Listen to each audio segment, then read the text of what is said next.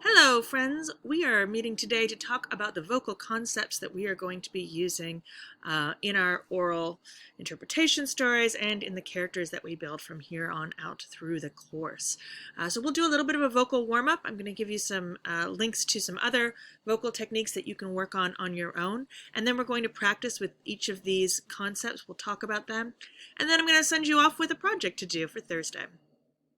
So we're going to talk about each of these. We're going to talk about projection and supporting our breath with our diaphragm. We'll talk about using volume and contrasts in volume, including crescendos and decrescendos, to add emphasis and build character.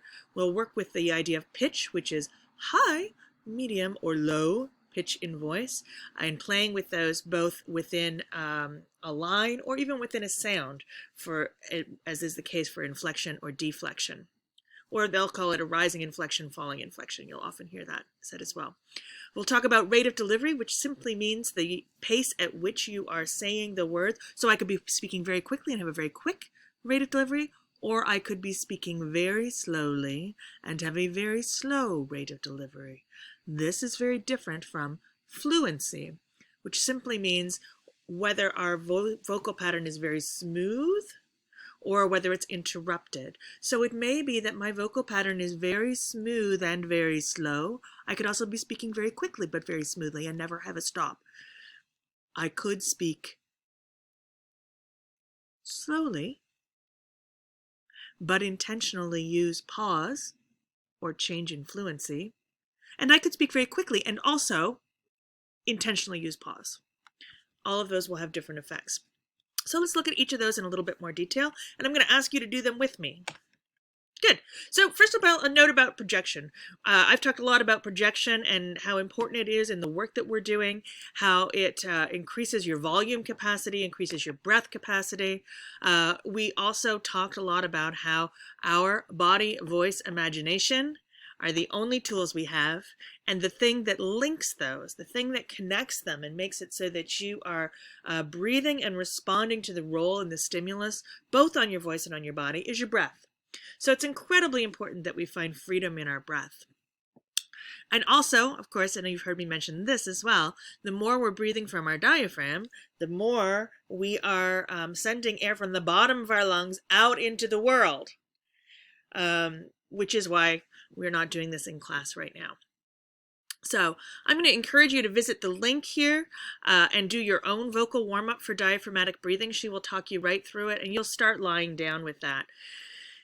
One of the key things that you can be doing to check your own breathing is flopping a hand right onto your diaphragm. So your diaphragm is just above your belly button. Above your belly button? No, it's below your belly button. But you flop your hand right on, so your pinky finger is on your belly button. So if you would look, I'm standing this way. Yep. And our diaphragm is a rubbery piece of muscle, right? That sits and it separates out our digestive organs from our breathing and our heart, right? So when we breathe and we're relaxed around our diaphragm, because the diaphragm is an involuntary muscle, but when the muscles around the diaphragm are relaxed, when we inhale, our lungs expand down into the diaphragm, we get a whole lot more availability for our lungs, and then that diaphragm supports the breath by pushing back up, right, as we exhale and we speak. So that's what we're looking for. A lot of us breathe from our upper chest. And what we want to be looking for is that we're supporting our breath with our diaphragm. So you can do this lying down, and again, this exercise will talk you through it. And then begin to notice when you are standing and when you are speaking, am I supporting my breath? Are my shoulders coming up when I breathe, or is my belly coming out and in while I breathe? And that will start to bring you to a little bit more availability in terms of diaphragmatic breathing. Good. You can pause this and go and do the diaphragmatic breathing and come back to this, or you can stay along with me and we can do it later on. Great. First concept we're going to talk about is volume. Obviously, how loudly I speak or how softly I speak adds interest and variance to my piece, right? And we want to use that intentionally in building interest and in creating our characters. Not all characters are going to speak loudly. Some characters are going to speak very softly and clearly that way. So you want to use that intentionally as you create your pieces. I've marked here the concept of crescendo and decrescendo, and for most of us who've had a little bit of music, you'll understand that. That simply means that we want to increase or decrease volume within a sentence, and we'll find that that also adds interest. Let's do a few exercises with that idea of crescendo or decrescendo. Now, as we do this, we're going to try to parse out and separate volume from pitch. And that is not easy because it's not something that we usually do when we speak, right? Normally, if I start speaking very loudly, I will also raise my pitch. So for now, see if you can stay relaxed in the throat, breathing from the diaphragm, and we'll work just with volume. So we'll do won't get by with this. Actually, it should be you won't get by with this. I think my image got cut off. So we're going to do you won't get by with this. We're going to start loud, and we're going to go to soft, and we're going to be at about a medium pitch. Ready? 1, 2, 3. You won't get by with this. Yeah, interesting, right? Notice how the pitch wants to go with it. Let's do it again. You won't get by with this. I really want to drop my pitch. That's my intuition is to have that happen. So kind of fun to separate those two things out. What would happen if I raise the pitch while I'm lowering the volume? Let's try that. Let's raise the pitch as we lower the volume. You won't get by with this. Ooh, really interesting, very different situation for our character, right? Let's do Don't Ever Speak to Me Again. We're going to start soft and we're going to increase the volume as we go. Don't ever speak to me again! Good. And again, we just kept the pitch kind of at a medium. We could play around with pitch as well, and that would be a whole different ballgame. Let's look at a couple others. Here's one. One of us has to go. You try. Good. Now let's do the opposite. Let's decrescendo on it. Nice. One of us has to go, right? Almost impossible to separate out the pitch. Now, on the other hand, you. Good, do it the other way. Yeah, now on the other hand, sounds like there's more to come, right? Cool. So volume is relative. If I usually speak like this and I have a very, very soft character and then all of a sudden you hear me say, don't do that, right? That change in volume is going to register. But if we are all of a monotone speaking loudly, or all of them, I don't mean monotone, but if we are universally speaking loudly, it ceases to register. So what we're looking for is what matches our character, and then what contrast do we add to tell the story. So we're going to talk here about soft, medium loud, and loud. And the basic concept is we're going to use contrasts in volume to add interest and build character. Good. So let's try these sentences. We've got, I have no idea where she is. Let's go on a picnic tonight. He always cheats on tests, and I've never been so mad. And I will forewarn you, I have so much empathy for you all who try to do my exercises in places where there are other people. I am in a place where I cannot get as loud as I would like to get. So if you are in a place where you can let go and yell, by all means. I'm going to play it a little bit cool. So we'll start with soft. I have no idea where she is. Let's go on a picnic tonight. He always cheats on tests. I've never been so mad. Good. Now, you could also do the reverse, right? We could take these lines in the other way. I've never been so mad. Fun, right? Really neat contrast to play with the opposite of what we expect. Good. So pitch simply means how high or how low are we on the scale, right? Varying pitch, so varying high pitch to low pitch or medium pitch and playing with those adds interest and helps to tell the story of our character, right? So we're gonna try some of these. Let's try hip hip hooray, and we'll do it way up high. Ready? Hip hip hooray, hip hip hooray. Good. Now let's do the first one high, the second one low, and see what that story is different. Hip hip hooray, hip hip hooray. Right? Almost different characters. Now you could add volume in as another way of adding variance to that and playing with it. I am thy father's ghost, doomed for a time to walk the earth. How is that different if it's all spoken up in a high pitch? I am thy father's ghost, doomed for a time to walk the earth. Or, if we add, I've got a bug even, if we add a variance in pitch over the course of that. So I'm going to start low, and I'm going to raise the pitch as we go. I am thy father's ghost, doomed for a time to walk the earth. Good. So it wasn't extreme, but just that variance in pitch added interest to that character. I could do the opposite. I am thy father's ghost, doomed for a time to walk the earth. You try. Good. And you can play it however you want. My heart aches, and a drowsy numbness pains my soul. Try that for yourself and play with pitch. Good. Do it again and make a different choice. Nice. Now this one, life is a tale told by an idiot, full of sound and fury and signifying nothing. Notice we've got, am I going to be able to show it in this? We've got this semicolon and we've got this comma. And that's a really ripe place for me to know that if I make some changes in either volume or pitch, it's going to be really effective in telling the story of that punctuation mark. So I'm going to try 3 different kinds of pitch. How's that? Life is a tale told by an idiot, full of sound and fury and signifying nothing. Right? So 3 different kinds of pitch there, and we also played with volume. Your turn. You try. Good. Do it again and make a different choice. Fun.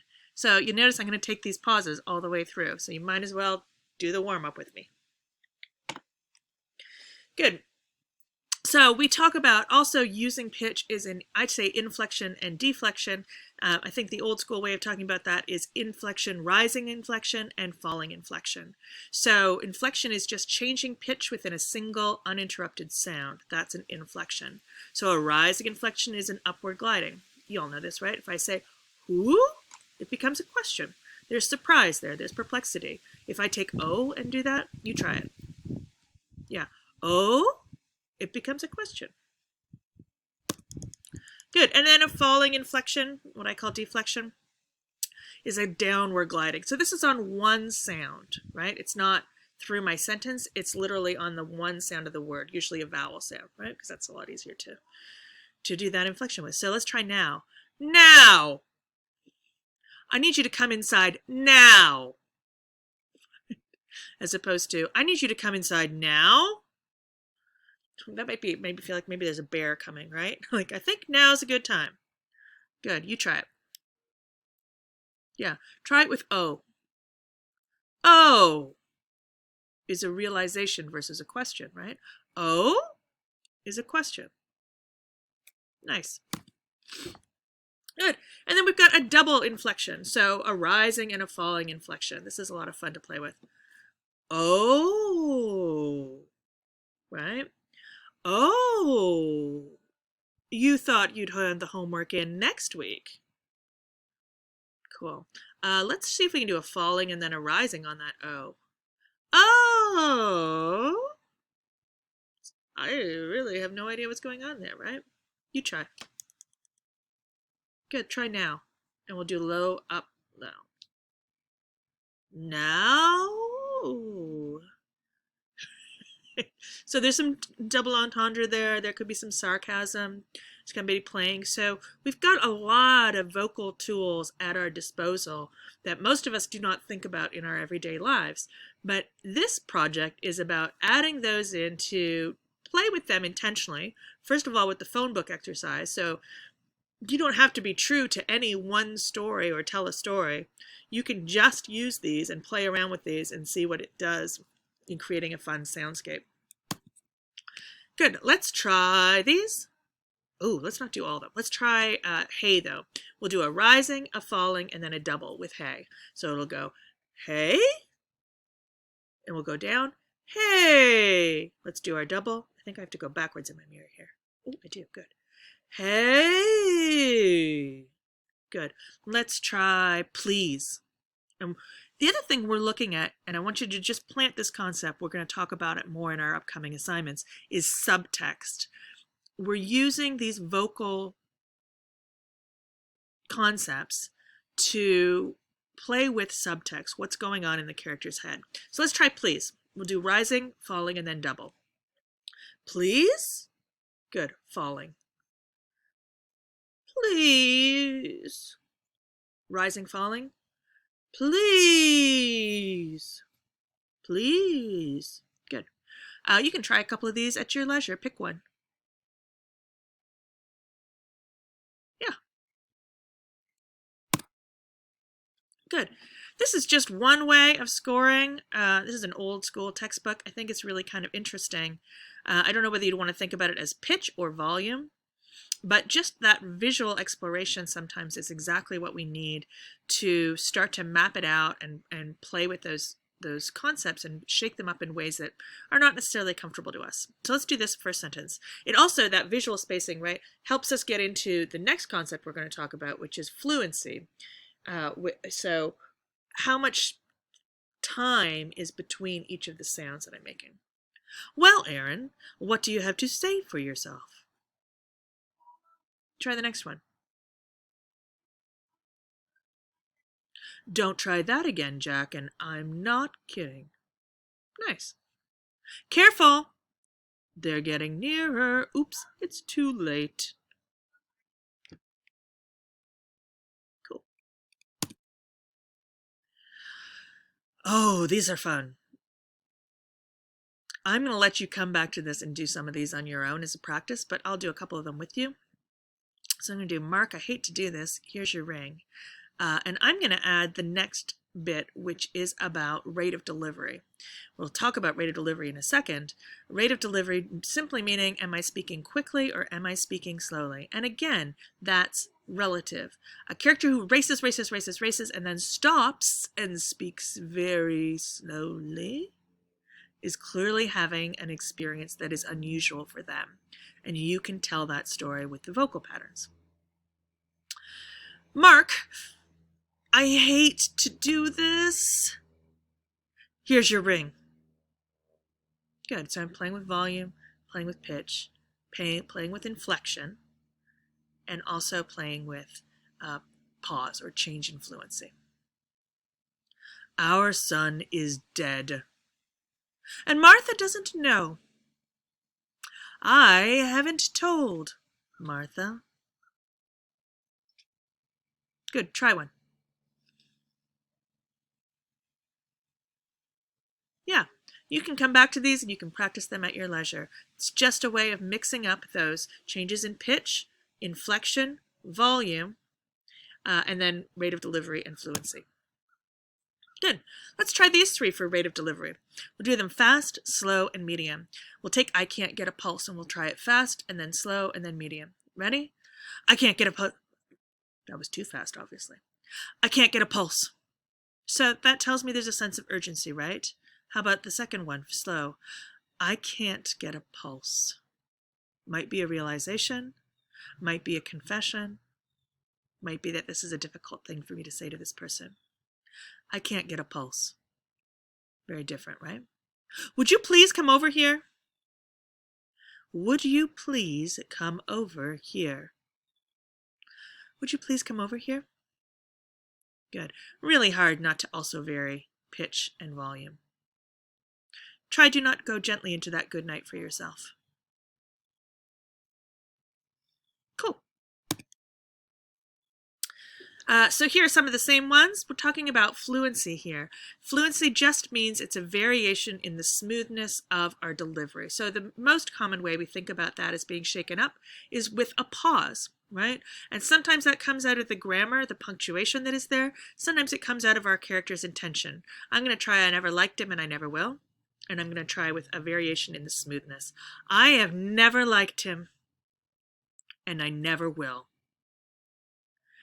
Let me try this, darling. Darling, we've got to stop meeting like this. Just you wait. You'll get what's coming to you. Right? So several changes of fluency there. Pick one, try it out. Good. Make another choice and do it again. Yeah, that's the concept. All right.